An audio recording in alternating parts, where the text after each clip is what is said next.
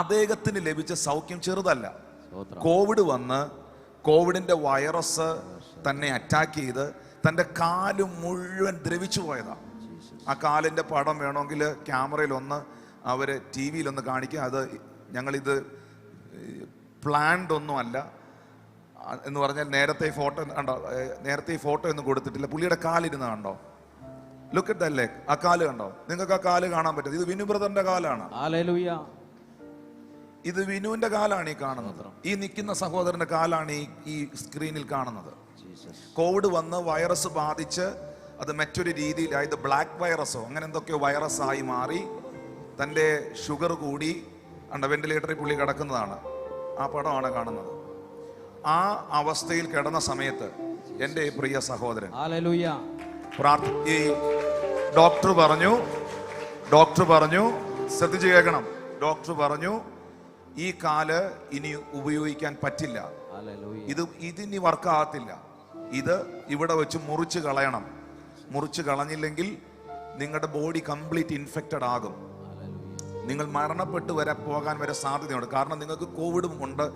ഈ വെന്റിലേറ്ററിൽ കയറി ലങ്സ് എല്ലാം അഫക്ട് ചെയ്തു, ഈ മനുഷ്യന്റെ ലങ്സ് എല്ലാം അഫക്ട് ചെയ്തു, മരണത്തെ മുഖാമുഖമായി കണ്ടു. പക്ഷെ അവിടെയാണ് ഞാൻ പ്രാർത്ഥിക്കുന്നത് ഈ ദൈവദാസ സഹോദരന് വേണ്ടിയിട്ട്. ആ പ്രാർത്ഥന കഴിഞ്ഞ് അദ്ദേഹം എല്ലാ ഓൺലൈൻ സർവീസുകൾ, അന്ന് ഓൺലൈനിലായിരുന്നു സർവീസ്, ഓൺലൈൻ സർവീസുകൾ വാച്ച് ചെയ്തു, കൂടെ പ്രാർത്ഥിച്ചു.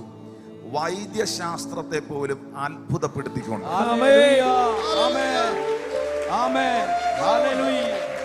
ആ കാലിന്റെ മാംസം ചേർന്ന് വന്നുണ്ടോ? നിങ്ങൾ കാണുന്നുണ്ടോ? അത് ഇതൊക്കെ ആരോട് പറഞ്ഞാൽ വിശ്വസിക്കും?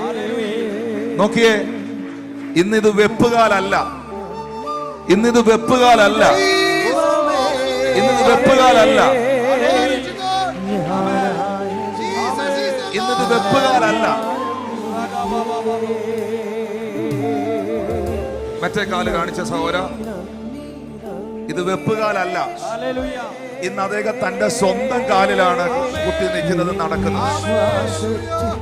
ഇനി ആ പഴയ ഫോട്ടോ ഒന്നുകൂടെ ഒന്ന് കാണിച്ചേ, ആ പഴയ ഫോട്ടോ ഒന്നുകൂടെ ഒന്ന് കാണിച്ചേ. ആ പഴയ ഫോട്ടോ കണ്ടോ? രണ്ട് എല്ലുകളും വെളിയിൽ കാണാം. നമുക്ക് കാണാൻ തന്നെ ബുദ്ധിമുട്ടാണ്.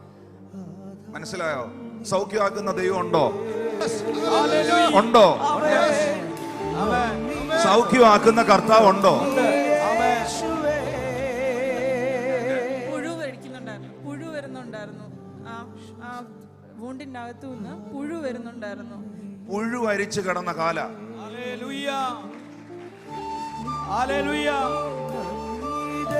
ദൈവമക്കളെ, വിമർശിക്കുന്നവന് വിമർശിക്കാം, കളിയാക്കേണ്ടവന് കളിയാക്കാം. പക്ഷേ കർത്താവിന്റെ വചനത്തിൽ എഴുതിയിരിക്കുന്നു, വിശ്വസിക്കുന്നവരാലെ അടയാളങ്ങൾ. എന്റെ ദൈവം നോക്കിയേ, അവിടുന്ന് ഈ മനുഷ്യൻ തകർന്നു പോയി എന്ന് എല്ലാരും വിധി എഴുതിയതാ. എല്ലാം കഴിഞ്ഞെന്ന് വിധി എഴുതിയതാ.